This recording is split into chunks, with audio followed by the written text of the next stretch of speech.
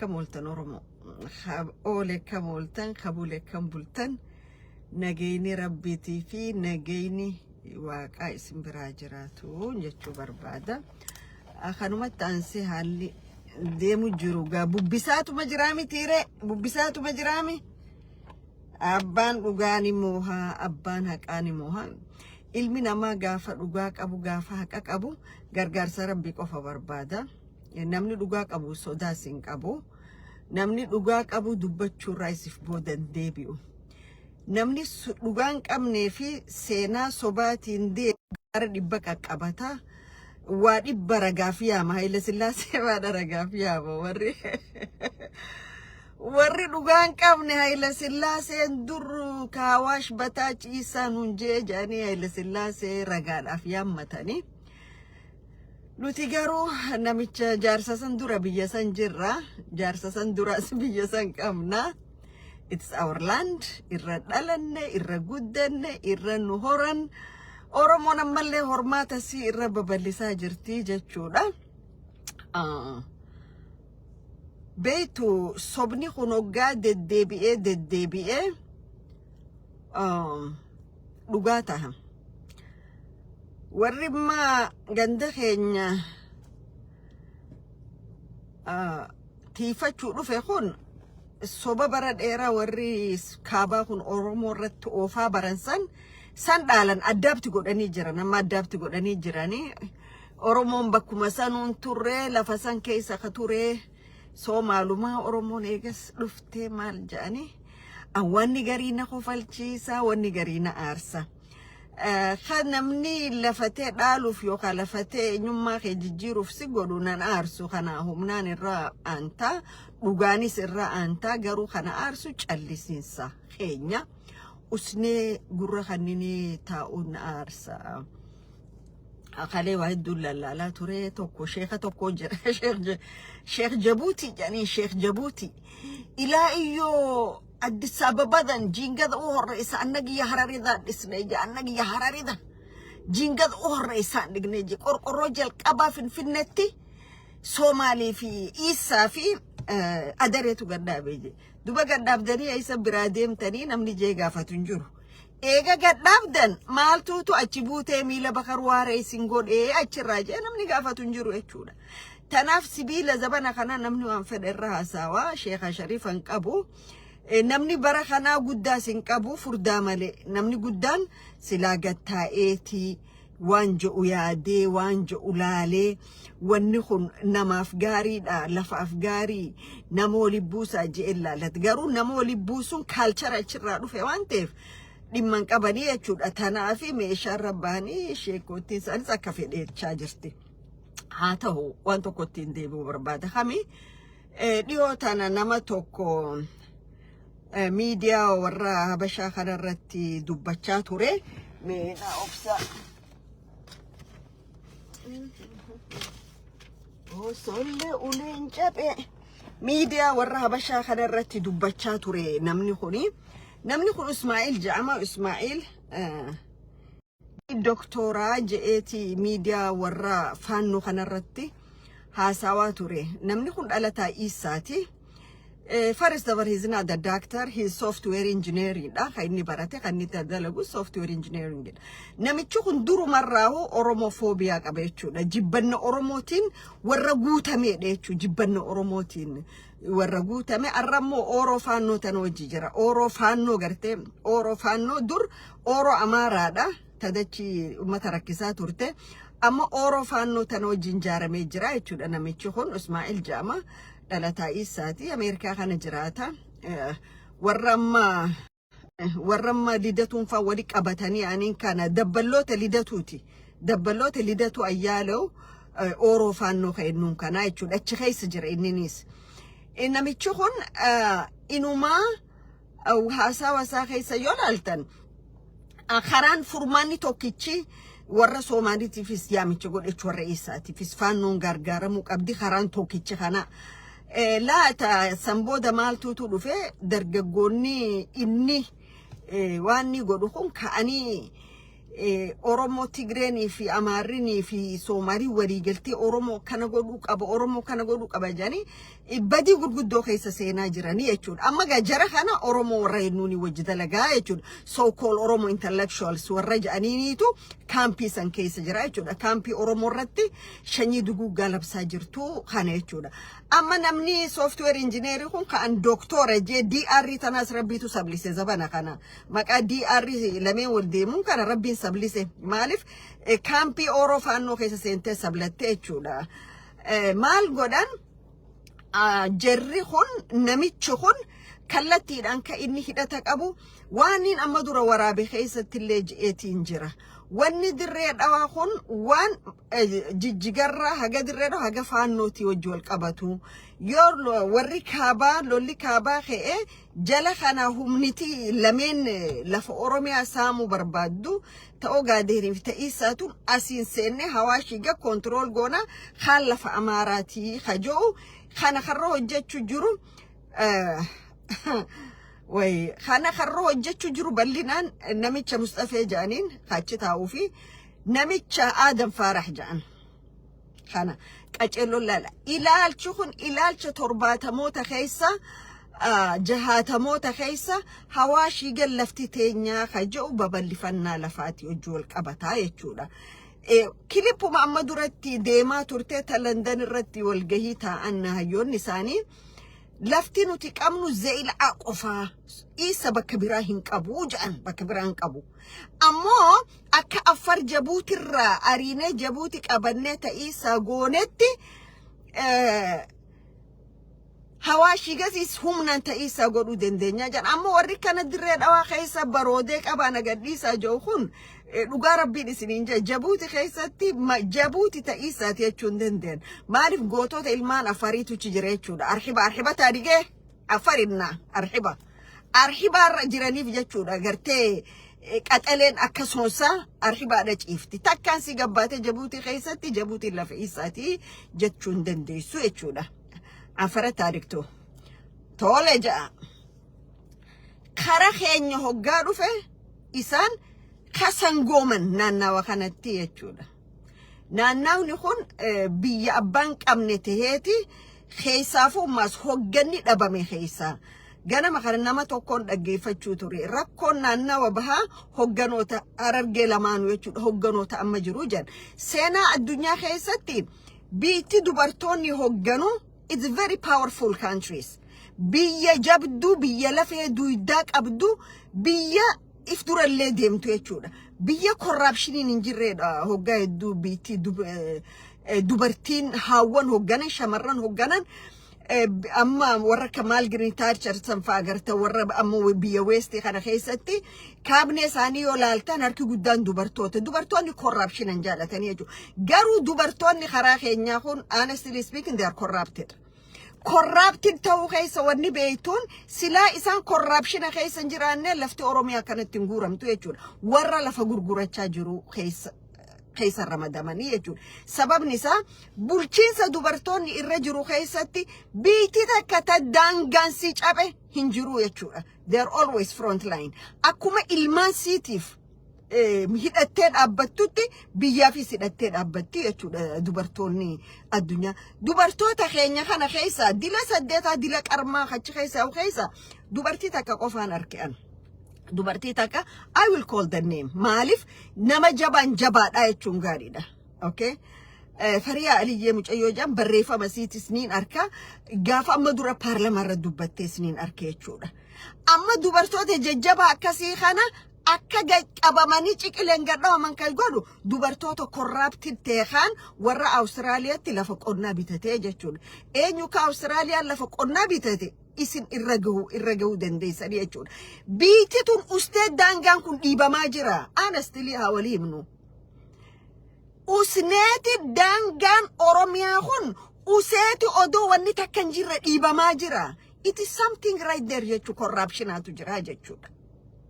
Corruption kana shamarran yookaan haawwa yookaan dubartoota keenya kana odoo hin taane eenyu shimallisilleen harka keessaa qabaa jechuudha. Because maal ja'an mooraa abbaan irraa doofe horii isaa abbaa fedhee uffataa ja'an.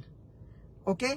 أمن أن ور باديات انت لبادياتي قافا هوريتي سني ورخين هوري قلشن دورو هوري ساني قلشنيتي إيغا هوري ساني لكاون بودا خرق أجألو تشوفاني ناناواني لالاني وان قم نشوف إيغا قلشن بودا ناناوني هررقل لمن كن مورا بانك أمنتاتي جيشولا تابان في اليوفتو شوابهاتي سيوفلته ناناوا فانتالي خماريج أبسي سينو كابا شجريس يوفلته باله يوفلته بوران يوفلته ولا جبها يوفلته وان والفكاتو ديما جراي جولا جروخا ولا جبها خدبان أورو فانون أشوما تيسي فانون رويتو جولا خرام برا هنك أبورا أمة سين إيجا أناتو protect to go da anatu hirete galman siga kajoba kabira dangale bira ranjuru echu danga garu ballina an keisa juru oro fanno ratti tarkan fi fudachun fetu echuda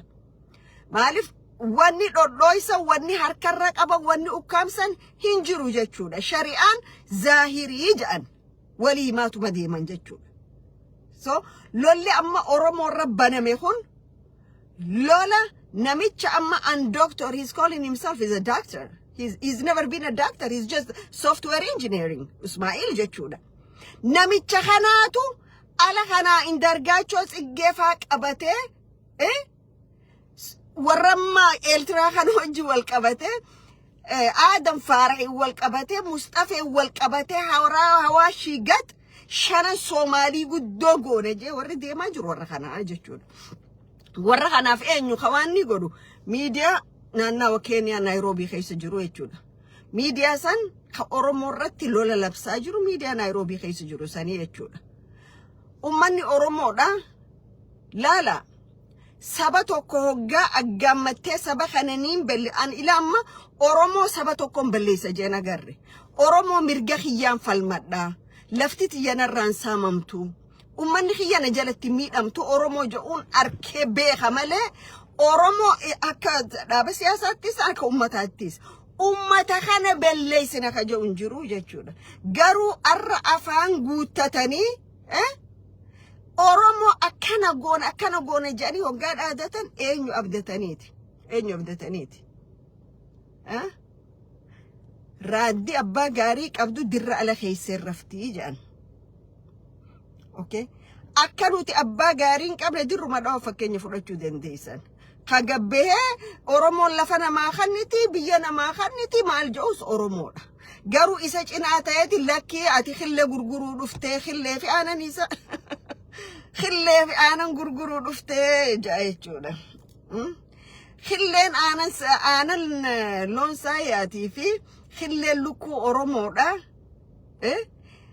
Bakka itti dhaquufi turte nuti isni beeknaa jechuudha. Addunyaan tun bitii gurguriidhaa mitiiree dabaree jabuuti gurguramuu turte. Garuu warra torbaatamoota keessa masgii Jum'aa jala ta'ee sadaqaa kadhachuu tureetu arra Oromoodhaan khilleedha gurguruu dhuftanii ja'an jechuudha. Wanni dirree dhawaa kun naannawa dhalattoota naannawa sanii qofa miti duulan rabbanu jiru. Haga xarafa jabuutiitirra haga xarafa Soomaaliyaatti jechuudha. Kun ejjennoo isaan ganama qabani. Dhibbarraa dhibbatti dirreen dhawaa Soomaaliidhaa ka je'uutu dhufe. Beet qoxaraa inni jammirinde. Beet qoxaraa jammarramoo eegallamoo akkamii? Dhibbarraa dhibbatti konfidensiin dhibbarraa dhibbatti jettutu dheessarraa dhufte. Moo miliyoona kurnan diidamman Mustafeen Ugaasticha gurguraan bakka bu'a je'eef kanne ummataan sossoosi ummataan Soomaaleessi je'eeti moo maallaqa amma dura abdi ileen Ugaasa isa Mustafee kanaaf amma kannu jiru kanaa dalagee Oromoo naashi kara biraa jijjiiru jiramoo eessaanii 100% jechuu jiru kun dhufe. So taayitaa fi beekaniin deemuun gaariidha. Taayitaa fi beekuun hanga tarkaanfachuu danda'an tarkaanfatanii deemuunis dansaadha na fakkaata. Oromoo tuttuquun Oromoo quba afaan kaa'uun kun I think gatii nama kafalchiisuun oolu jechuudha. Gatii nama kafalchiisuun oolu. Arra maal jee namni London irra dubbate san nuti Amaara malee Oromoon beeynuu jechuu kun maal si garsiisa hidhata warri kun qaban sigarsiisaa jechuudha faannoo wajjin 2018 yaadadha 2018 gaafa tuutni khasaaraa keessaa johuun karaa jigjigaa dhaqe Mustafaa miliyoon meeqa kanneef achi booda hiriiroon isaan qabaachaa turan maali okay Mustafaan I think wanta akasilaa beekee fi gaariidha odoo teessoon isaanii karaa godeen deebinatti silaa naamusa godhatee gaariidha jechuudha maaliif ummanni Oromoo roorroo fittin dhiisu takka roorroo fidhiisee roorroo fi jilbifanne yeroo isaa eeggate roorroo adda addaa cufirraa deebisee jira jechuudha Oromoon kanaaf warri mootummaa keessa taa'anii sadarkaa isteetitti federaalaatti haa ta'u biyya alaatti haa ta'u warri aktiivistoonni isaanii doktorran isaanii injineerootan isaanii warra kaabaatii wajji wali hidhatanii balaan isaan Oromoo irratti aggammachiisaa jiran ta Oromoon taa'ee ilaaluu miti jechuudha okay dubartii takka dhufe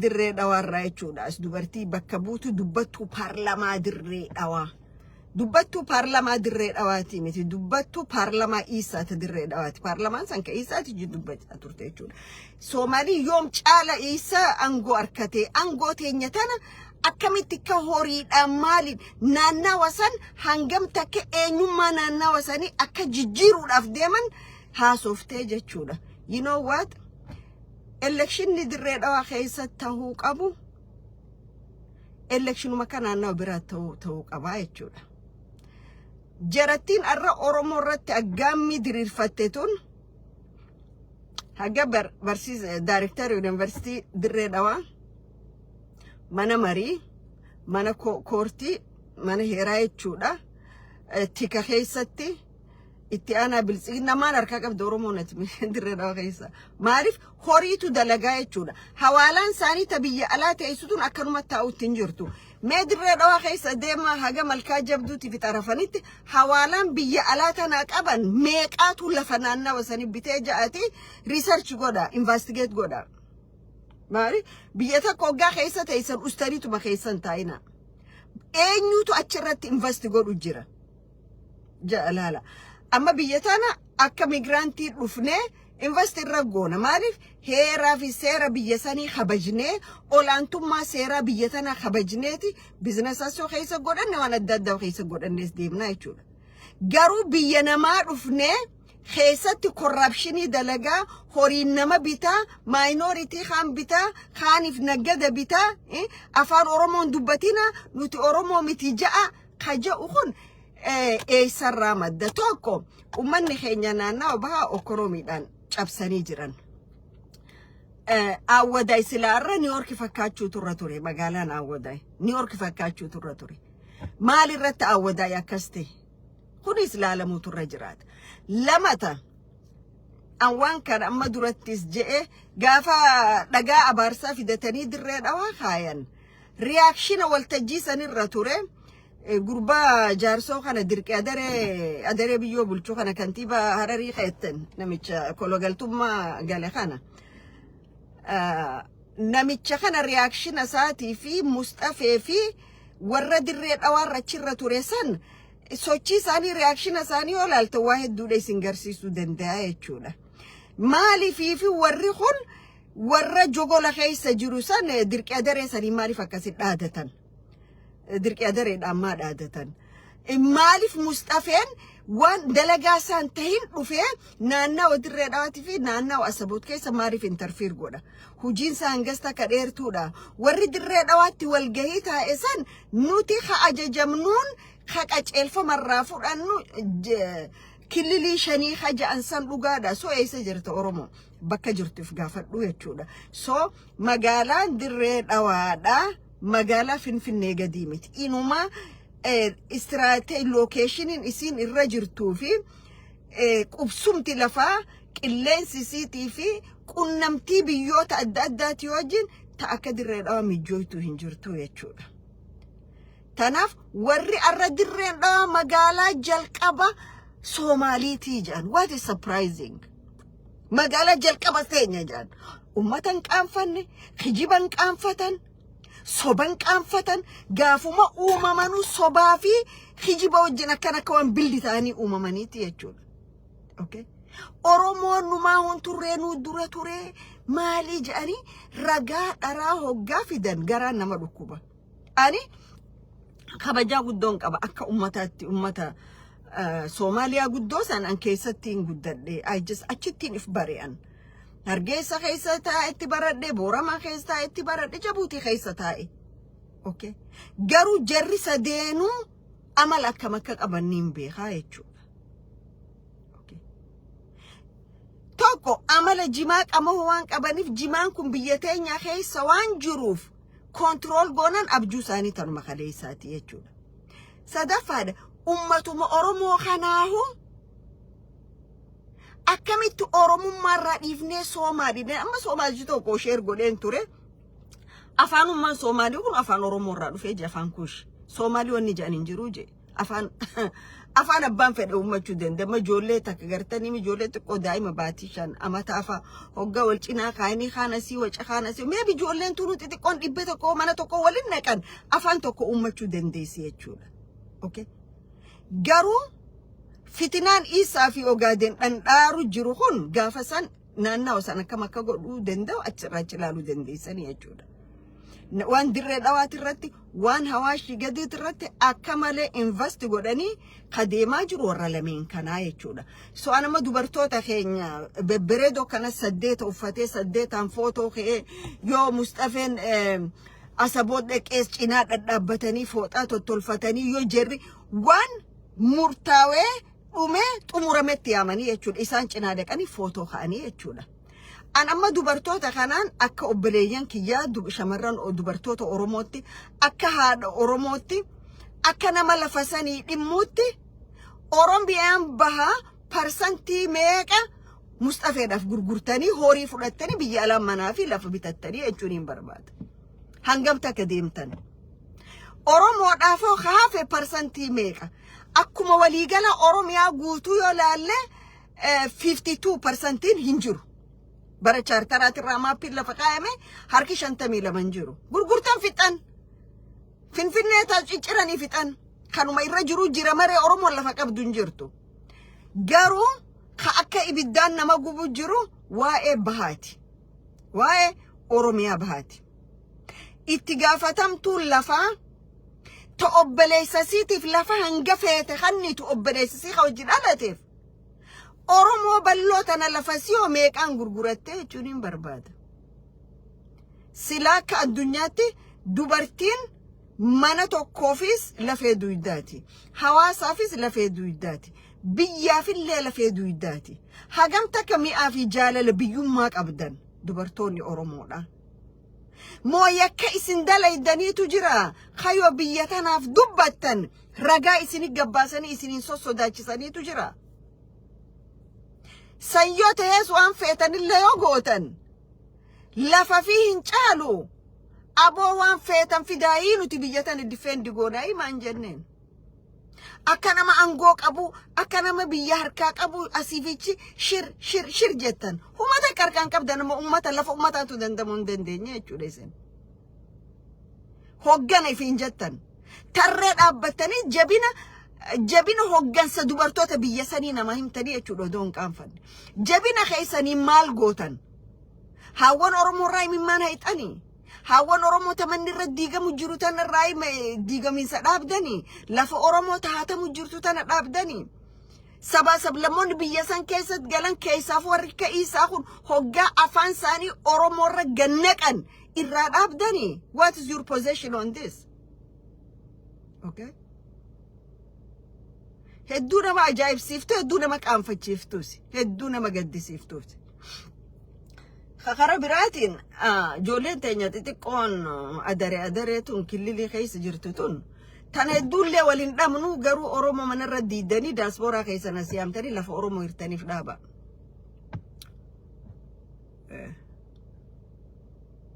Gurbaan jaarsoo warra dhanqaa kun kan pirezidaantii Harariiti jedhu. Ummata Oromoo irra mana diiguu dhiisi. Siif hin mijjatu, siif hin ta'u. Don't waste people's money. Oromoo mana keessa gaxariite listi maqaa listi godha lafa amma feetanii hojjettee diaspora zuumiidha walgee adda addaa ka geggeessitu warra lafa saanit raarii ta'eessa geessaa jirta. Eessa geessuuf deemta? Teessan illee akkanumattiin keessan neqa malee teessan qabanis qabaan guuttu akkuma nama dufkakni qabeeti. It's just a virus hattis jennaan ni kutaa. Wan mu'awwituudha dhugan teessan tun walaa tinfa'u walaa tishfa'u jechumaa fi injee teessan tana badii irra jirtaniif akka dhaabbattan qofaa fi injee deebitanii maas dhiyoo tana profaayil maqaafaa jijjiirrattaniiti bulchiinsi naannoo Hararii Oromoo arrabsuudha seentanii kunis gaarii miti irraa dhaabbadha namni nun beeku jettanii maqaa jijjiirrattanii Oromoo arrabsuun kun akkuma TPLF gatii nama kafalchiisa. Akkuma TPLFitti moo gaafas lakkii nuti hin jenne nuti kanuma arraa malee durumaa hin jenne jettaniituma harka quba shanan ol qabu deemtani akkuma baroota dabreetti nuti arraa malee umaa hin jenne akkas jechuu deemtani tanaaf adabadha warra gartee Ogaadeenii fi isa jala dhodhokattanii Oromoo miidhuun kun isin hin baasu jechuu barbaadeeti. Isinumaatu lafa sanirra jiraachuu deema gatii ta'eef walumaan jirra waan ta'eef jechuudha. Bilaash akkanatti hin dadanfitan gartee isinis waan isin keessaa danfaatu jira jechuudha. Okay. Naannoo adda addaatti xalayaa babarreessan koottaa uummata interview godha. Adareen tun harkirra caalaansi gosa Soomaaliiti namni jee achitti nama invite godhee nama interview goggoisaa jiru sii miti. Maa if dhoysatanii eenyummaa keessan just be who you are. Okay, maif dhoysanii gosa 99 machaa oltan. Ani intala Oromooti. Ayyoon abboon Oromoodhaan proud to be Oromo. Okay, that's it. Oromummaa olis rabbii kiyya qofaa jira malee wanni biraa takka hin jirtu jechuudha. Eenyummaa keessaniin boona. Ama diidamitti ama soddomitti gosa hin jijjiirratin warri biyya sanii. Just be who you are. Tanaaf jara keenya manumaan jechuudhaaf arra dhufee namichi Ibrahim Gorse Johon media Amaaraati roolii gaddeeme interview kannaa jiru. He's calling himself a doctor. He's software engineer. Ijoolleen tiyya software engineering baratanii but they are not doctor.